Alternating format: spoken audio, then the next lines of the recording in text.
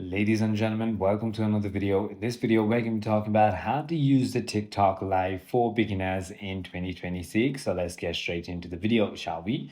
So the easiest way to go ahead and do so is going to be by opening your TikTok app first. Then you want to simply go ahead and click on the plus icon on the bottom of your screen.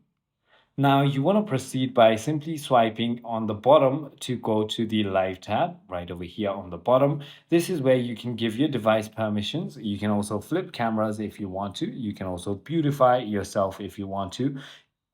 Add effects to your live. You can go to your live settings.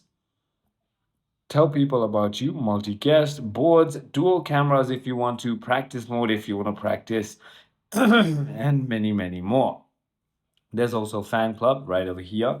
And there's also services, interactions, sharing your live, and so on. All you need to do is click on go live and you will simply go ahead and head live. It is as simple as that. I hope this video clarifies everything for you. If you have further more queries, feel free to comment down below. And I'll see you on the next one.